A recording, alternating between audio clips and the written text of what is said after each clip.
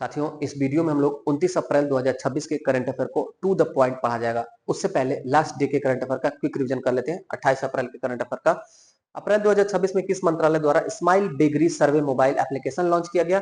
तो उत्तर हो जाएगा साथियों बी, सामाजिक न्याय और अधिकारिता मंत्रालय के द्वारा। दूसरा प्रश्न था, दुनिया का पहला अस्थायी परमाणु अपशिष्ट भंडार किस देश द्वारा बनाया गया? तो फिनलैंड। फिनलैंड ने बनाया परमाणु अपशिष्ट भंडार, परमानेंट वाला पहला ऐसा देश हो गया। तीसरा प्रश्न, नैस्कॉम के नए अध्यक्ष के रूप में किसे नियुक्त किया गया? उत्तर सी, श्रीकांत वेलामकनी नैस्कॉम के नए अध्यक्ष बने हैं। चौथा प्रश्न, किस भारतीय वैज्ञानिक को ऑस्कर ऑफ साइंस के नाम से प्रसिद्ध ब्रेक थ्रू प्राइज 2026 से सम्मानित किया गया? अतनु नाथ और फ्रैंक मर्ले हम लोगों ने पढ़ा है साथियों, वो गणित का पाए हैं ब्रेक थ्रू पुरस्कार, और अतनु नाथ हमारे भारतीय वैज्ञानिक हैं, इनको भी ब्रेक थ्रू पुरस्कार मिला है। पांचवा, भारतीय वैज्ञानिकों ने अरुणाचल प्रदेश में मेढक की एक नई दुर्लभ प्रजाति की खोज की है जो अपना घोंसला बनाती है। इस प्रजाति का वैज्ञानिक नाम तो लिम्ब्रोनेक्टस मोतीझील, लिम्ब्रोनेक्टस मोतीझील। छठा प्रश्न, हाल ही में राघव चड्ढा सहित कितने राज्यसभा के सांसदों ने आम आदमी पार्टी छोड़कर भारतीय जनता पार्टी में शामिल होने का ऐलान किया? तो 7 सांसदों ने राघव चड्ढा के साथ साथ।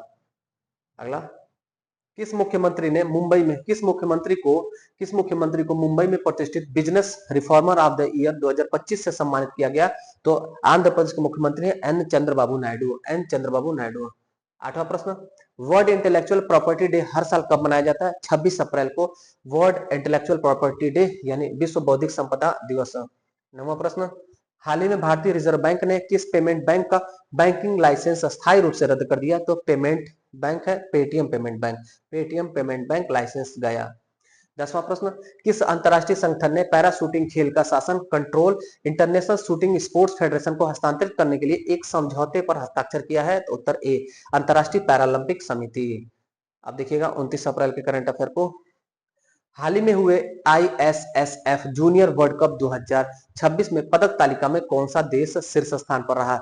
International sports shooting federation junior विश्व कप 2026 में पदक तालिका में शीर्ष पर हमारा भारत रहा। हमारा भारत देखिएगा साथियों, हमारे भारत ने ISSF जूनियर वर्ल्ड कप 2026 में पदक तालिका में शीर्ष स्थान प्राप्त किया। गौरव वाला प्रश्न है यह। दूसरा प्रश्न, केंद्रीय मंत्री अश्विनी वैष्णव ने बुलेट ट्रेन निर्माण संयंत्र आदित्य का उद्घाटन कहां किया?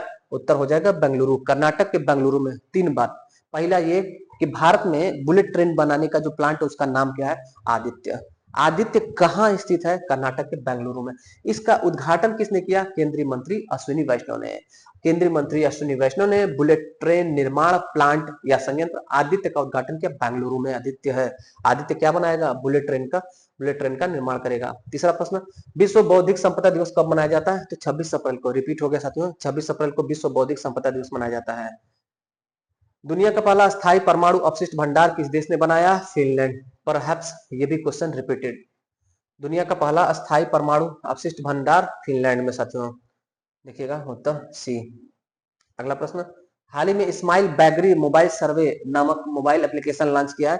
ये भी सामाजिक अधिकारिता मंत्रालय, ये भी क्वेश्चन में भी रिपीट हो रहा है साथियों, सामाजिक अधिकारिता मंत्रालय स्माइल बेगरी। डार्क मैटर के सदस्यों के जांच के लिए, डार्क मैटर जो है साथियों जिसे गॉड पार्टिकल भी कहा जाता है, अंतरिक्ष ब्रह्मांड में पाए जाने वाले तत्व हैं।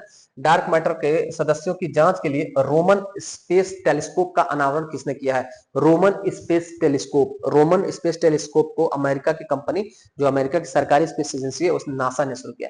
डार्क मैटर क्या है? डार्क मैटर तो ब्रह्मांड से संबंधित शब्दावली है डार्क मैटर।